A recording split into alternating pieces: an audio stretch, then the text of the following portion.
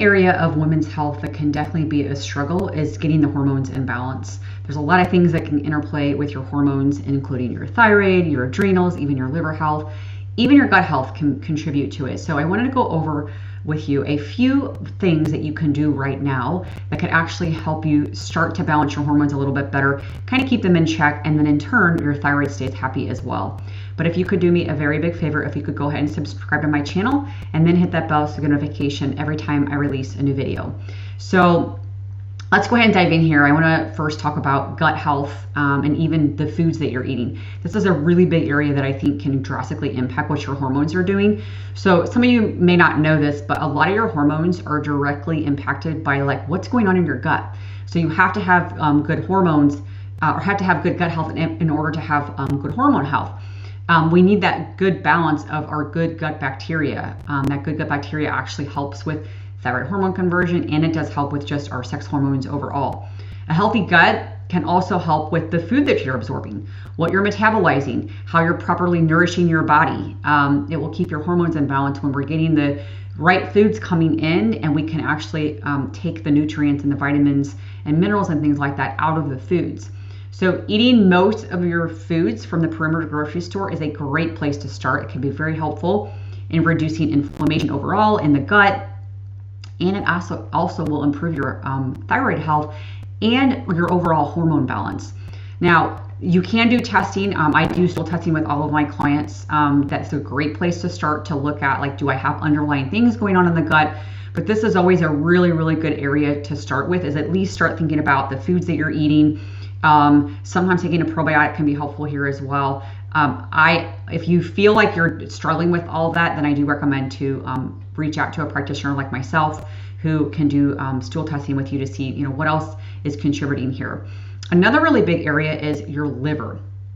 So this is an area that I feel like doesn't really get talked about much, and how it's connected to our hormones and even our thyroid health. But our liver health can really support your hormones. It can really support what our thyroid hormones are doing as well. So when we think about thyroid hormones, we have inactive T4 and active T3, and you don't make very much T3, so you'll have to convert a very large percentage over.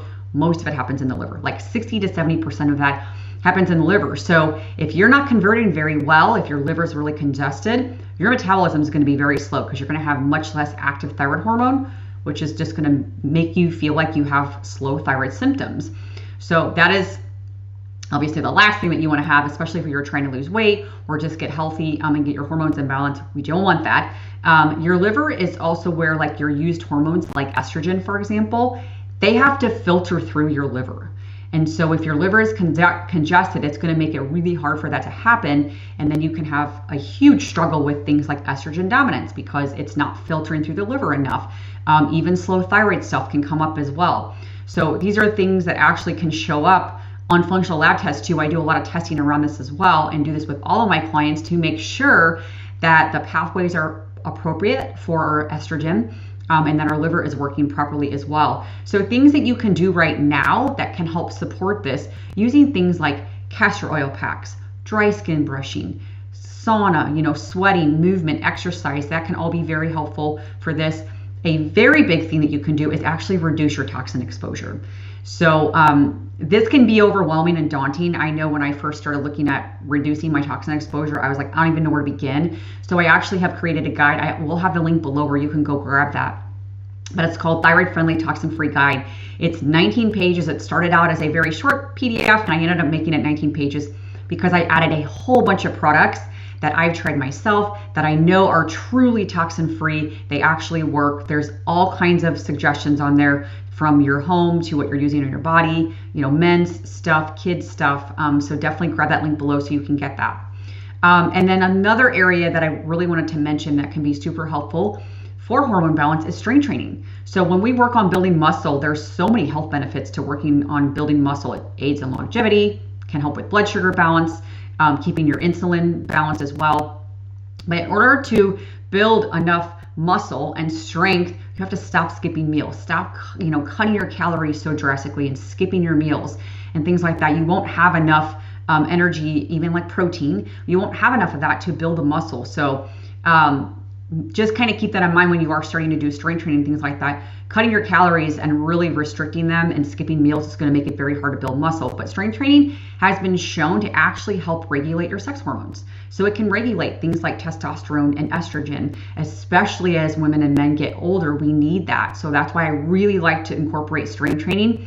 The other factor that I like about strength training is it's a safe way to train so that it doesn't drastically hit your thyroid or your adrenals. It doesn't tax all those things and your sex hormones. It's a safe way to do it because you're not like killing yourself with too much intense exercise. You can kind of go faster or go slower, take more rest breaks in between sets. So it's just a really, really good way to safely work out and not really hit your hormones too hard. And it actually will help balance your estrogen and estrogen. So that's why I always suggest it. And I love working with my clients in creating exercise programs. For me, having a background in exercise, I'm a physical therapist and personal trainer, as well as a functional medicine health coach. So I love having my clients incorporate strength training, and I can design programs for that. So if you have any questions with this at all, definitely let me know. Comment below too if any of this resonates with you, if there's something that you're like, oh yeah, I do that and that's super helpful. And then like I mentioned a little while ago, grab the link below where you can go grab my toxin-free guide.